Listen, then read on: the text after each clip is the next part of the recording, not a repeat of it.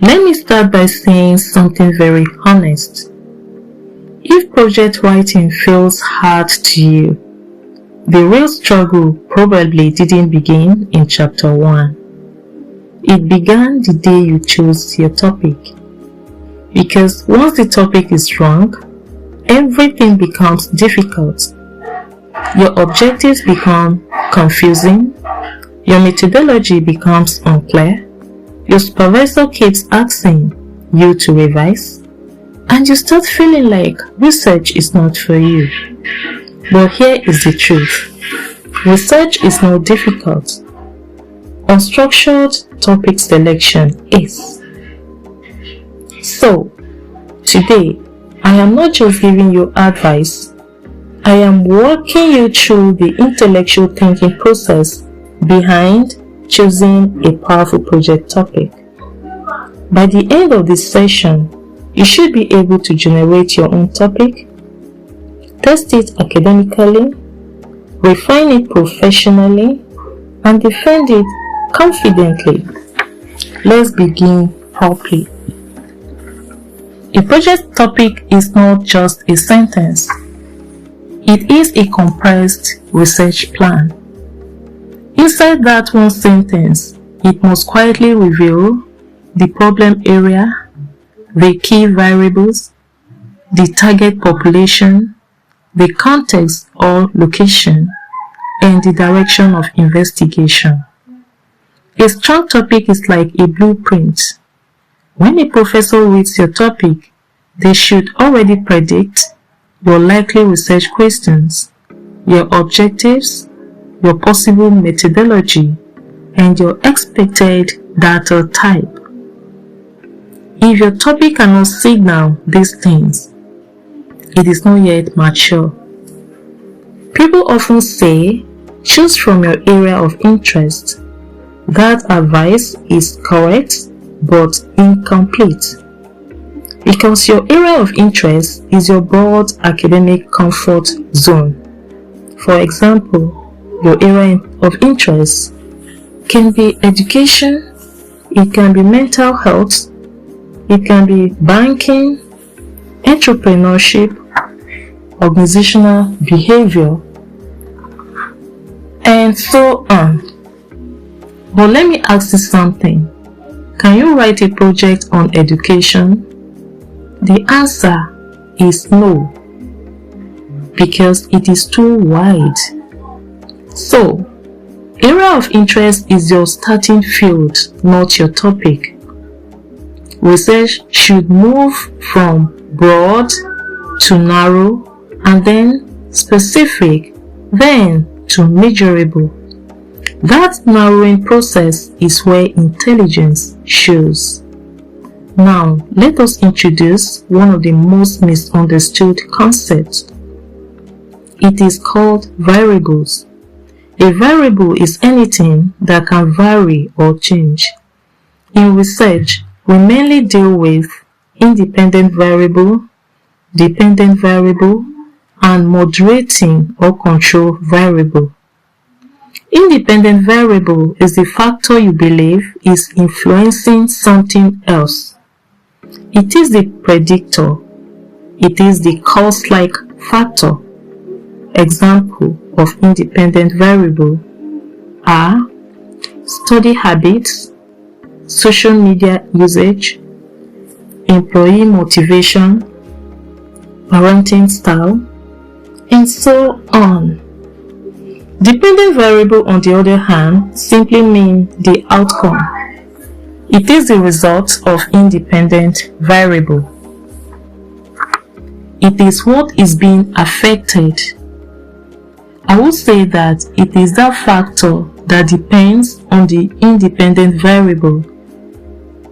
For example, you have academic performance, you have job performance, you have emotional stability, you have customer satisfaction, and so on. Let me give you an instance.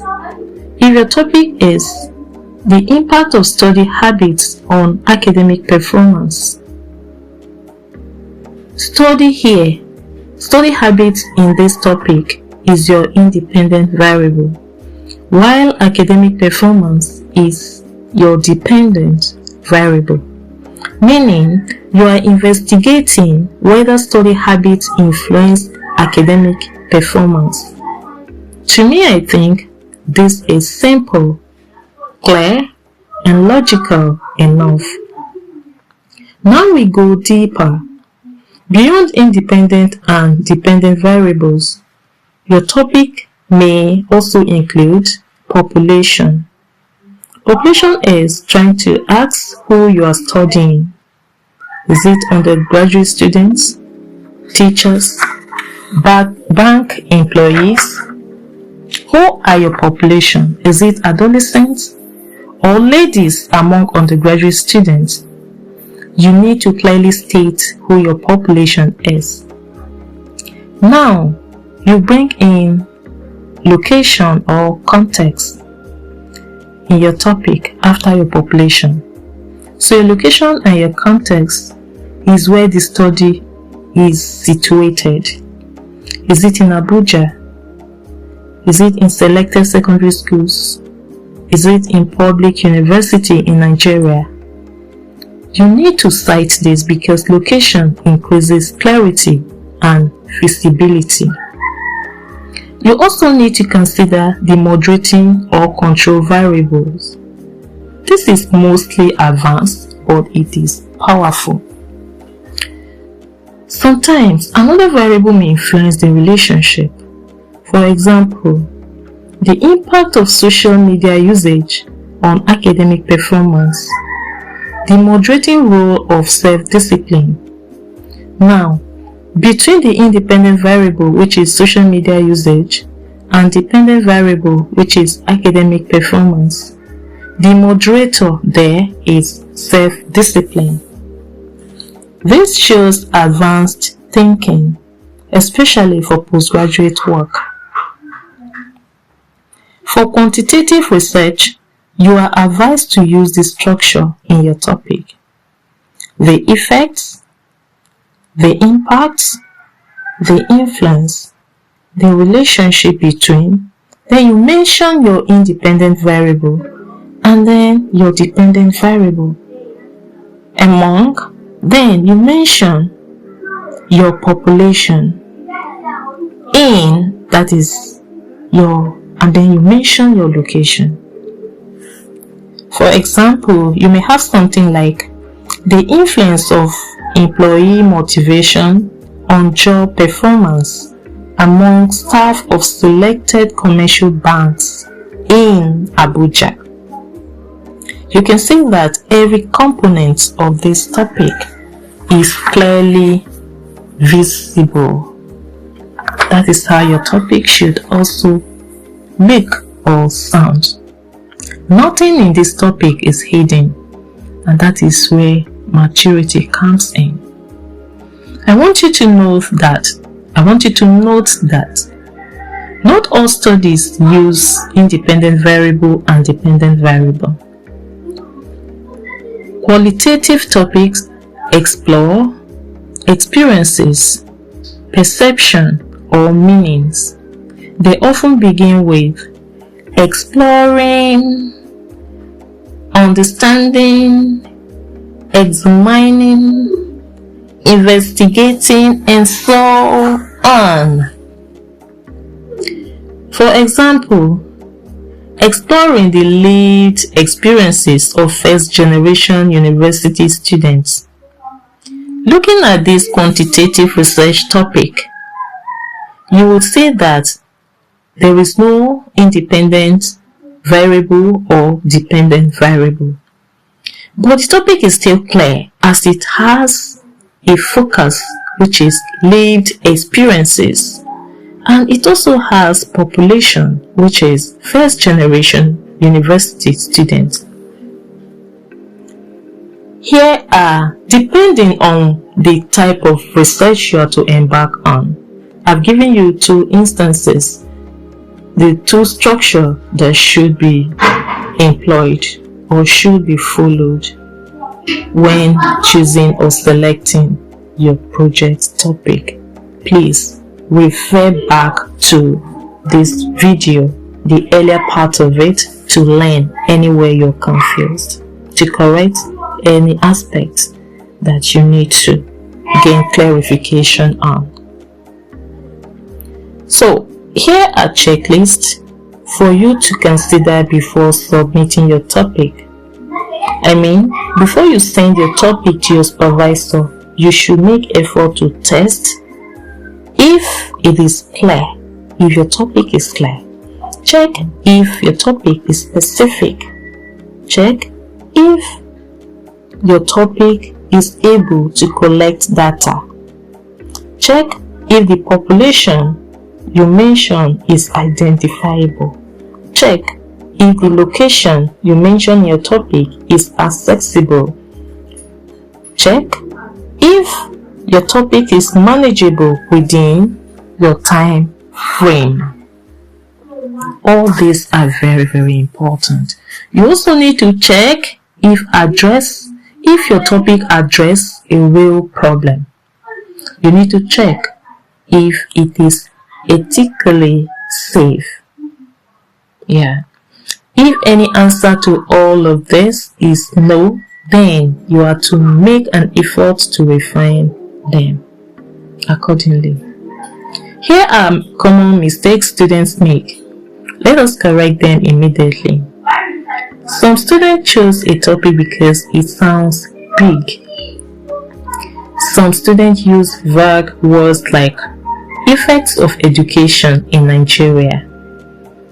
Some do not identify variables clearly. Some select what they cannot access respondents for. Some make their topic too wide and elaborate.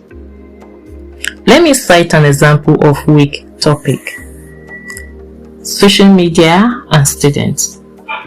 You would agree that this particular topic tells us nothing.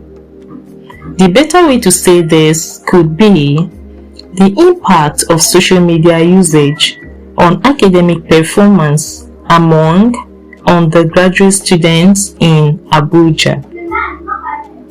This is more specific, measurable, and structured. Here is a practical exercise for you. Step 1. Write your broad interests. Step 2. Identify problems within it. Step 3. Identify measurable factors within that problem. Step 4. Structure using the formula given earlier. Step 5. Test using the checklist given earlier. Repeat all of this until your topic becomes very, very clear. That is how scholars think. Choosing a project topic is not luck. It is logic. It is structure.